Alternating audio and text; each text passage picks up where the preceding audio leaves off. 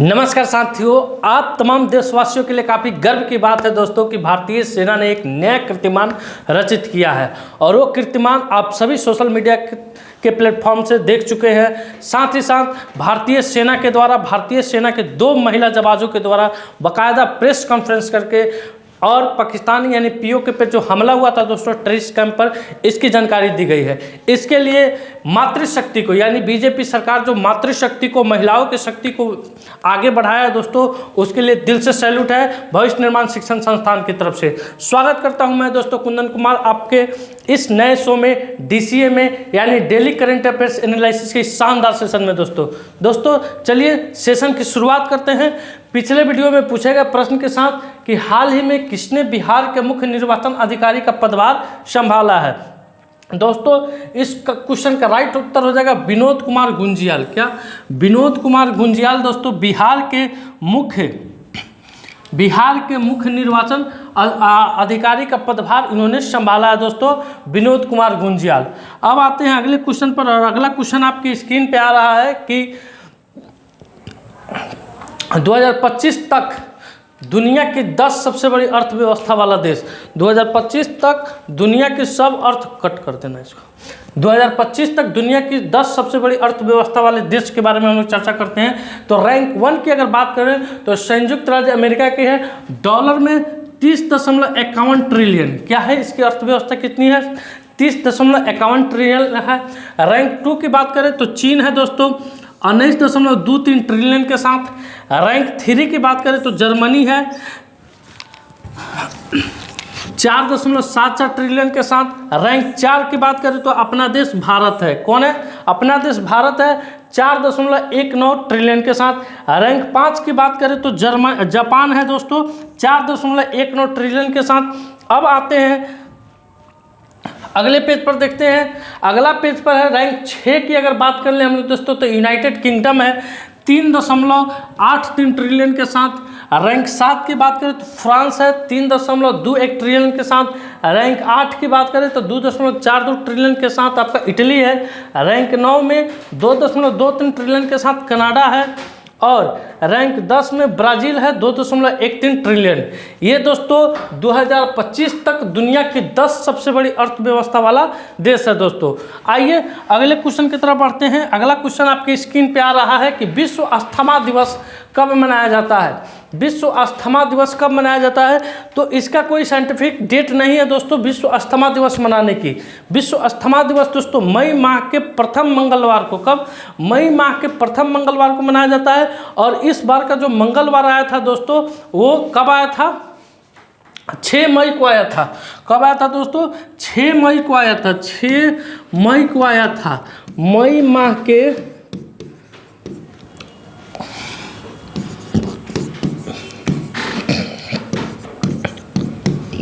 पहले मंगलवार को, मई माह के पहले मंगलवार को हम लोग क्या मनाते हैं? विश्व अस्थमा दिवस के रूप में सेलिब्रेट करते हैं। आइए जानते हैं कि इस बार की इसकी थीम क्या थी, यानी इसको हम लोग किस थीम के साथ मनाए हैं। तो विश्व अस्थमा दिवस 2025 के उपलक्ष्य में अस्थमा के लिए वैश्विक पहल ने इनहेल्ड उपचारों को सभी के लिए सुलभ बनाना। क्या थीम थी दोस्तों? इनहेल्ड उपचारों को सभी के लिए सुलभ बनाना इस बार की इसकी थीम थी, विषय थी। और ये भी जान लेते हैं कि सबसे पहला विश्व अस्थमा दिवस कब मनाया गया था। सबसे पहले विश्व अस्थमा दिवस कब मनाया गया था? तो 1998 में। कब मनाया गया था पीयू जी? 1998 में विश्व अस्थमा दिवस हम लोग मनाए थे। उस समय जब यह मना था दोस्तों तो 35 देश एक साथ मिलकर इस दिवस को मनाया था। और कब मनाया जाता है जान लीजिए? मई माह के प्रथम मंगलवार को। कब? मई माह के प्रथम मंगलवार को। अगले क्वेश्चन की तरफ आते हैं। अगला क्वेश्चन आपकी स्क्रीन पे है कि हाल ही में सरकार ने बेहतर कनेक्टिविटी के लिए कहाँ ग्रीनफील्ड हवाई अड्डे को मंजूरी दी है।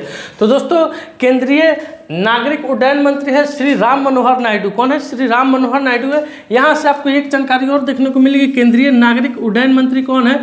श्री राम मनोहर नायडू ने दोस्तों पुरी, उड़ीसा के पुरी और राजस्थान के कोटा में दोस्तों बेहतर कनेक्टिविटी के लिए ग्रीनफील्ड हवाई अड्डों को क्या दी है? मंजूरी दी है। तो इसका उत्तर हो जाएगा ऑप्शन नंबर 3 यानी उपयुक्त दोनों, यानी पुरी और कोटा। अब आते हैं कोटा के बारे में जानते हैं दोस्तों और पुरी के बारे में जानते हैं। तो पुरी उड़ीसा राज्य में पड़ता है दोस्तों। धार्मिक दृष्टिकोण से बेहद ही यह रमणीय जगह है।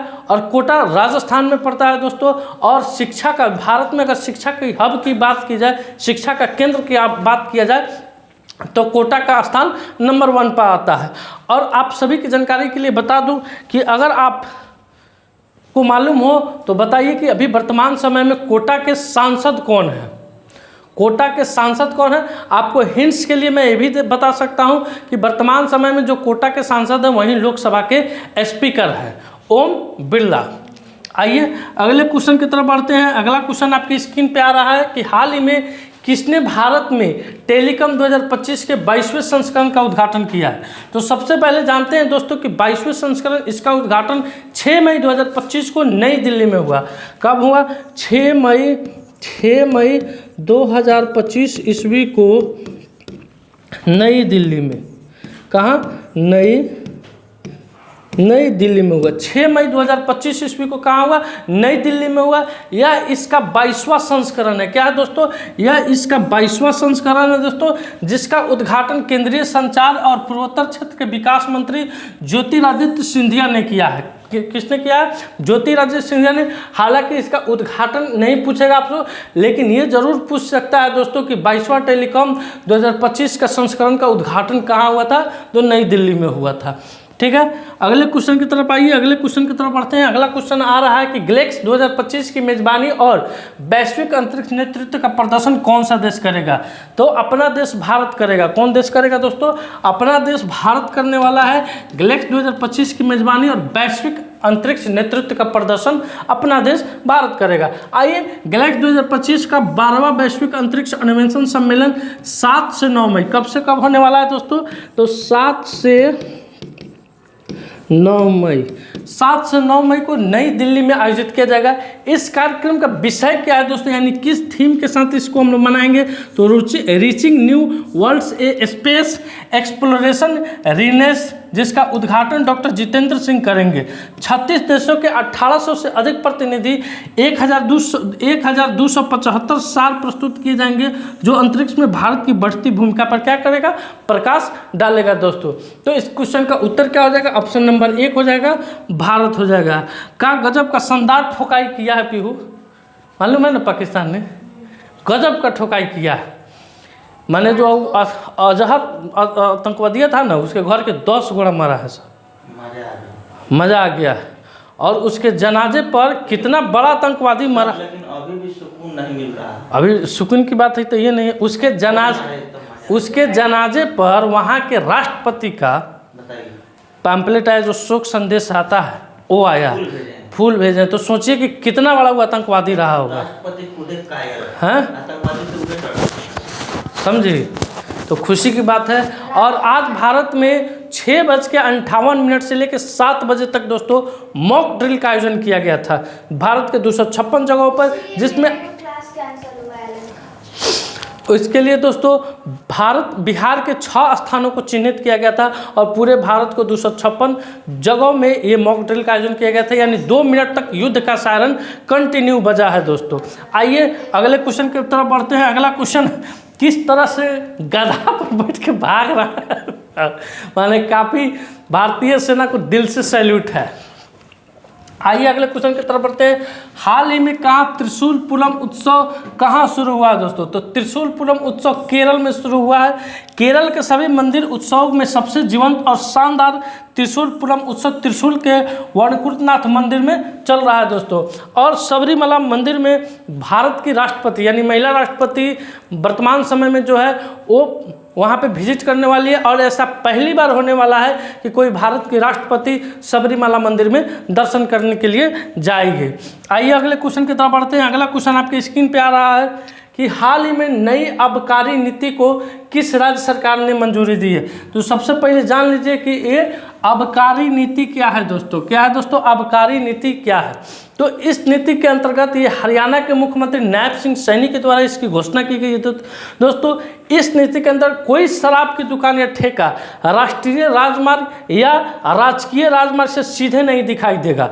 यानी अगर आप राष्ट्रीय राजमार्ग पर चल रहे हैं या राजकीय राजमार्ग पर चल रहे हैं तो वहाँ आप उस रोड पर आपको कोई शराब का ठेका नहीं दिखाई देगा। या मान लीजिए कि रोडे पर से बहुत दूर तक दिख जाता है गली उली, उस गली में भी आपको कोई शराब का ठेका नहीं दिखाई देगा। साथ ही साथ स्कूल कॉलेज जितने भी दर्शनीय स्थल है उनसे 500 मीटर की दूरी पर भी आपको शराब का कोई ठेका दिखाई नहीं देगा। ऐसा करने वाला हरियाणा सरकार बना है। आते हैं अगले क्वेश्चन की तरफ। अगला क्वेश्चन आपकी स्क्रीन पे आ रहा है। भारत किस देश के साथ मिलकर HADR अभ्यास के माध्यम से रक्षा संबंधों को मजबूत किया है? तो दोस्तों भारत और मालदीव, कौन? भारत और मालदीव साथ मिलकर दोस्तों HADR अभ्यास के तहत अपने रक्षा संबंधों को क्या किया है? मजबूत किया है। अब आते हैं, देखते हैं भारतीय नौसेना ने मालदीव के तटरक्षक जहाज MNDF हुरवा को सफलतापूर्वक रिफिट किया है। मालदीव के डैमफिल्स की नई प्रजाति पाई गई है। मालदीव के राष्ट्रपति ने अपने देश में UPI शुरू करने का निर्णय लिया है। मालदीव ने संयुक्त राष्ट्र की हाई सीज ट्रीटी पर हस्ताक्षर किए हैं। भारत और मालदीव ने 1000 सिविल सेवा अधिकारियों के प्रशिक्षण के लिए समझौता किया है। मालदीव ने 26 जुलाई 2024 को अपनी आज़ादी की 59वीं वर्षगांठ मनाई है। मालदीव भारत के साथ हाइड्रोग्राफिक सर्वे एग्रीमेंट को खत्म कर दिया था। भारत ने मालदीव में सैनिकों की जगह टेक्निकल स्टाफ भेजे हैं। आइए अगले क्वेश्चन की तरफ रुख करते हैं। अगला क्वेश्चन आपकी स्क्रीन पे आ रहा है कि हाल ही में तीरंदाजी विश्व कप 2025 कहाँ शुरू हुआ है? तो तीरंदाजी विश्व कप 2025 इसका आयोजन चीन के शंघाई शहर में, कहाँ दोस्तों? चीन के शंघाई शहर में इसका आयोजन किया गया है। अगले क्वेश्चन की तरफ बढ़ते हैं। अगला क्वेश्चन आ रहा है आपकी स्क्रीन पे कि किस बैंक ने हैक AI थान लॉन्च किया है? तो दोस्तों SBI लाइफ इंश्योरेंस ने तकनीकी छात्रों को AI का उपयोग करके बीमा के क्षेत्र में महत्वपूर्ण चुनौतियों को हल करने के लिए प्रोत्साहित करने के लिए अपने राष्ट्रव्यापी हैक AI थान का पहला संस्करण क्या कर दिया है? लॉन्च कर दिया है। तो इस क्वेश्चन का उत्तर क्या होगा? SBI लाइफ होगा, यानी ऑप्शन नंबर 1 इसका पहला कुछ उत्तर हो जाएगा। अगले क्वेश्चन की तरफ आते हैं। अगला क्वेश्चन है आज का सवाल, प्रधानमंत्री मोदी ने कहाँ खेलो इंडिया यूथ गेम्स 2025 का उद्घाटन किए हैं? कहाँ किए हैं? बिहार में किए हैं। प्रधानमंत्री मोदी ने कहाँ खेलो इंडिया यूथ गेम्स 2025 का उद्घाटन किए हैं? इस क्वेश्चन का उत्तर आपको कमेंट सेक्शन में अपने नाम के साथ मेंशन करके देना है दोस्तों। अब आते हैं पिछले वीडियो में, फटाफट रिवीजन दोस्तों। विश्व एथलेटिक्स दिवस कब मनाया जाता है? विश्व एथलेटिक्स दिवस हम लोग कब मनाते हैं? 7 मई को मनाते हैं। साथ ही साथ देखेंगे दोस्तों किस राज्य सरकार ने 2 करोड़ महिलाओं तक पहुंचने के लिए महिला संवाद अभियान शुरू किया है? तो बिहार गवर्नमेंट ने 18 अप्रैल 2025 से ये शुरू हुआ है दोस्तों। हाल ही में भारतीय नौसेना ने किसके साथ मिलकर मल्टी इन्फ्लुएंस ग्राउंड माइन का सफल परीक्षण किया है? तो DRDO के साथ। हाल ही में NFDC के प्रबंधक निदेशक किसे नियुक्त किया गया है? तो श्री प्रकाश मखदूम को नियुक्त किया गया है। किस राज्य सरकार के द्वारा 5 मई को व्यापारिक दिवस घोषित किया गया है? तो तमिलनाडु के द्वारा दोस्तों। और किस हवाई अड्डे ने डिजिटल प्रथम हवाई परिचालन नियंत्रण केंद्र का अनावरण किया है? तो महाराष्ट्र हवाई अड्डा। CBI ने किस ऑपरेशन द्वारा ऑनलाइन बाल यौन शोषण नेटवर्क पर शिकंजा कसा है? तो ऑपरेशन हॉक द्वारा। और ये जो ऑपरेशन हुआ है भारतीय सेना के द्वारा पाकिस्तान में ऑपरेशन किया गया है, उस ऑपरेशन का क्या नाम है? तो ऑपरेशन सिंदूर। 2025 में विश्व बैंक सम्मेलन में भूमि प्रशासन पर चर्चा का नेतृत्व कौन सा देश करेगा? तो अपना देश भारत करेगा। भारत ने किस बांध से पाकिस्तान को जल का प्रवाह रोक दिया है? तो बगलिहार बांध से। उसके बाद है जीनोम संपादित चावल की किस्में विकसित करने वाला विश्व का पहला देश कौन बना है? तो भारत बना है। ये रहा दोस्तों आज का सेशन, और आज का सेशन यहीं पर समाप्त होता है दोस्तों। एक नए जोश के साथ फिर आपसे कल मिलेंगे। तब तक के लिए धन्यवाद। अपना ख्याल रखिएगा। भारत माता की जय। वंदे मातरम।